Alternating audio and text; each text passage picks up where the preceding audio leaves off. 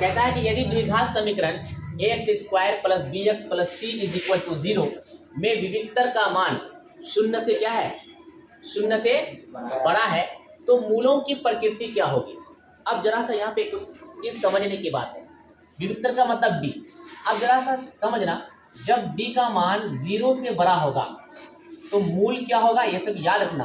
तो मूल क्या होगा, वास्तविक होगा। मूल क्या होगा, वास्तविक होगा। और क्या होगा, और असमान होगा। क्या होगा, असमान होगा। एक नंबर में ये।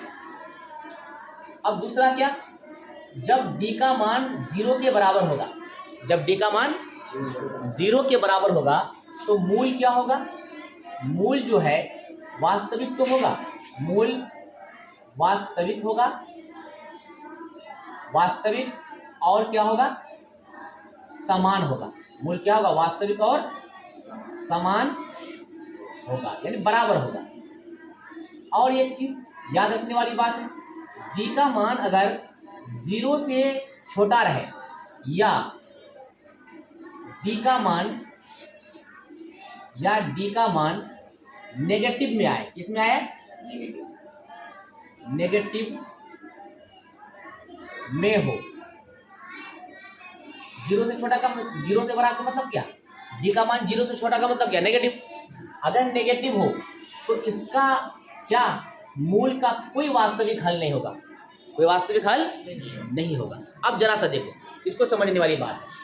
यहाँ पे क्या कह रहा है कि यदि द्विघात समीकरण ax² plus bx plus c is equal to 0 में विविक्तर का मान शून्य से बड़ा है, शून्य से क्या है, बड़ा है, शून्य से बड़ा है, तो बताओ मूलों की प्रकृति क्या होगी, वास्तविक एवं बराबर, वास्तविक एवं असमान, वास्तविक नहीं, या इनमें से कोई नहीं। बताओ क्या होगा, ऑप्शन नंबर बी। यहाँ पे हम लोग पढ़े हैं, जब d का मान 0 से बड़ा हो तो मूल क्या होगा, वास्तविक होगा और असमान होगा, वास्तविक होगा और असमान होगा। अगर d का मान 0 के बराबर होगा तो मूल वास्तविक होगा और समान होगा।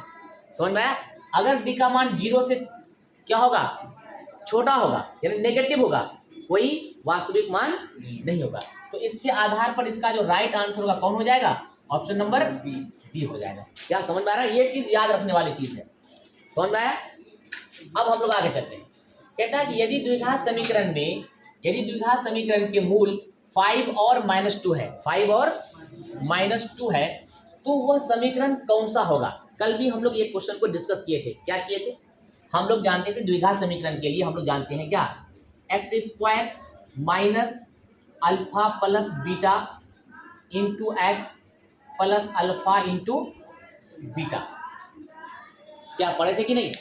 अब जरा सा देखो, यहाँ ये मूल है, एक मूल है 5, दूसरा मूल कितना है, -2 है। तो यानी इसका ये अल्फा का वैल्यू है और ये बीटा का मान है कि नहीं है। अब इसी चीज को हम लोग यहाँ पे रखेंगे और सोल्व करेंगे, तब देखेंगे कि इनमें से कौन सा ऑप्शन आ रहा है। लेकिन ये चीज याद रखने वाली बात है, x² द्विघात समीकरण के लिए x² minus alpha plus beta into x plus alpha into beta.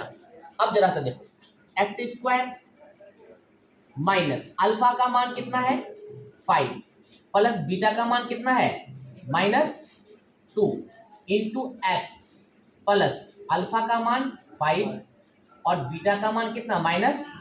अब इसको हम लोग सोल्व करते हैं, x² माइनस, अब जरा से देखो 5 प्लस माइनस -2 इंटू एक्स।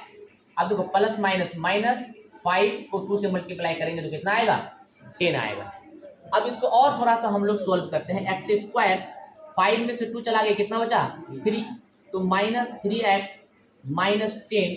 अब बताओ इसके आधार पर कौन सा ऑप्शन आ रहा है, x² minus 3x minus 10, x² minus 3x minus ये प्लस 10, ये तो होगा नहीं, x² minus 3x minus 10 is equal to 0। Option number B हो जाएगा। क्या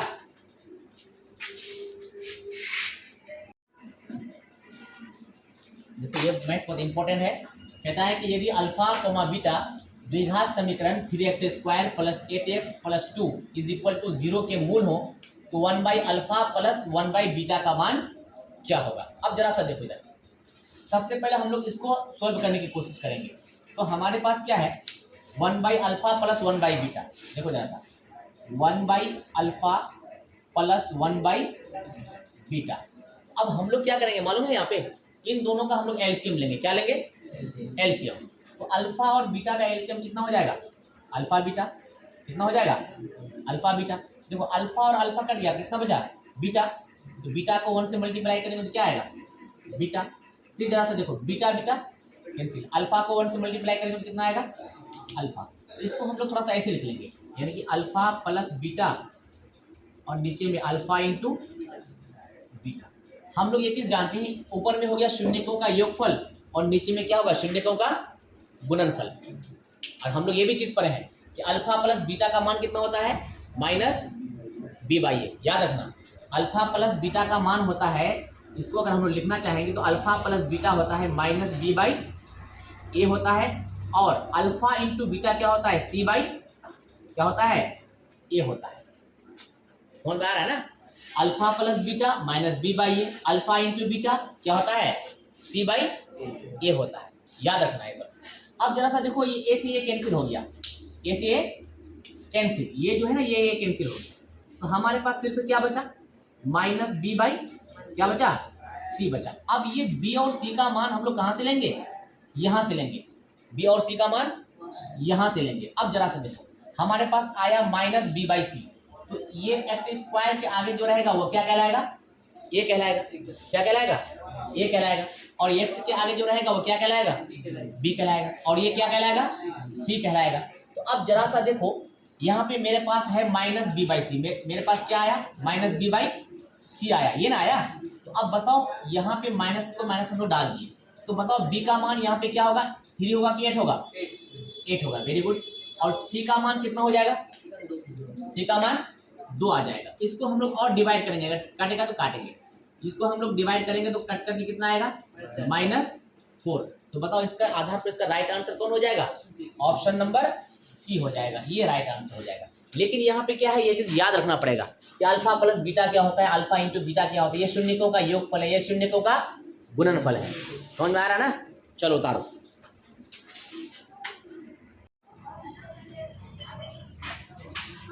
इसको उतार लिया है ना?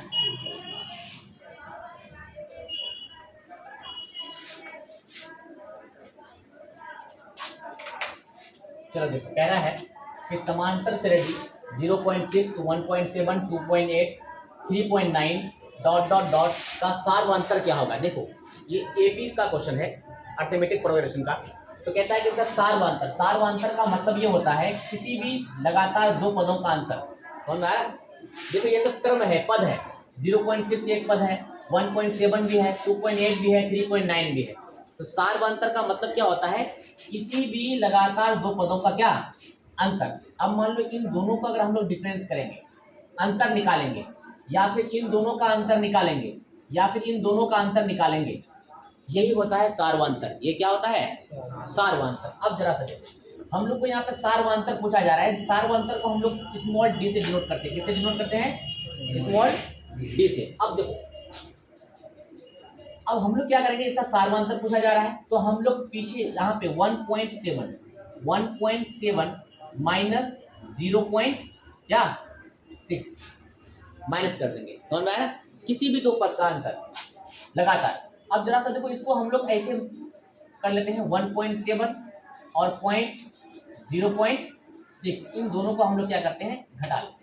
तो 7 में से 6 चला गया, कितना बचा? 1 पॉइंट और यहाँ पे 1। तो बताओ इसके आधार पर इसका राइट आंसर कौन हो जाएगा? Option number B. क्या समझ में आया सार्वंतर क्या होता है? अब तो क्लियर। अब जरा सा देखो, कहता है कि निम्न में कौन समांतर श्रेणी में है? अब देखो, समांतर श्रेणी में होने का क्या नियम है? सबसे पहले जो भी टर्म दिया हुआ है, जो भी पद दिया हुआ है, या तो वो असेंडिंग ऑर्डर या तो डिसेंडिंग ऑर्डर में सजा हुआ होना चाहिए, या तो बढ़ते क्रम या तो घटते क्रम में होना चाहिए।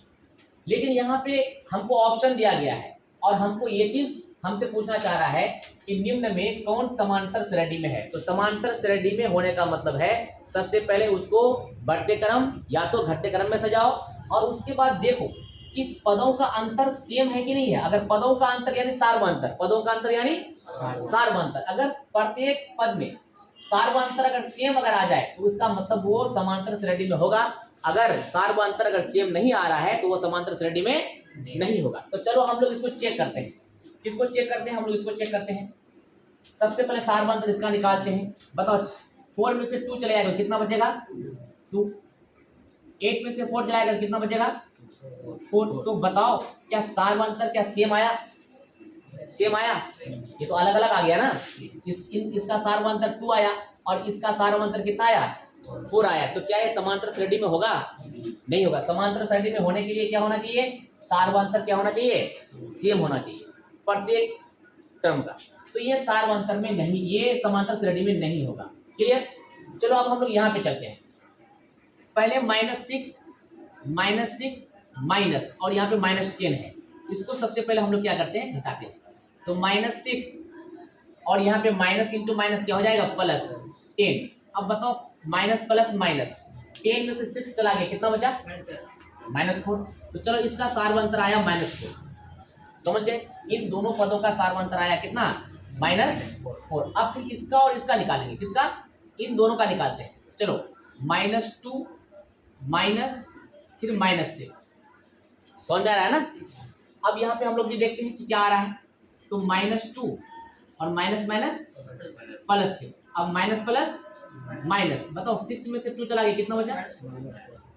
-4 की +4। सॉरी यहाँ पे -4 नहीं आएगा, यहाँ पे +4 आएगा क्योंकि बड़ा वाला संख्या सब क्या है? प्लस है। समझ में आ रहा है ना? अब यहाँ पे भी कितना आया? 4 आया। यहाँ पे भी कितना आया? 4 आया। तो चलो अब इसको भी हम लोग चेक करके देख लेते हैं। किसको? इन दोनों को भी चेक करके देख लेते हैं। इन दोनों को भी चेक करके देखेंगे। तो हमारे पास अब हम क्या करेंगे? 2 माइनस और यहाँ पे -2। तो 2 माइनस माइनस +2। तो बताओ यहाँ पे भी कितना आया? 4 आया। अब बताओ जरा सा, प्रत्येक टर्म का सार्वंतर क्या आया? सेम आया। आया ना? यानी एक जैसा आया। यहाँ पे भी 4 आया, इन दोनों का 4 आया, इन दोनों का भी 4 आया, इन दोनों का भी 4 आया। तो बताओ समांतर श्रेणी में कौन होगा? यही ऑप्शन नंबर बी हो जाएगा। क्या समझ में आया ना? तो समांतर श्रेणी में होने के लिए क्या होना चाहिए? सार्वंतर सेम होना चाहिए, या सजाया हुआ नहीं है बढ़ते क्रम या घटते क्रम में, तो सबसे पहले उसको सजा लेंगे। ये ऑलरेडी सजाया हुआ दिया हुआ था। क्लियर? चलो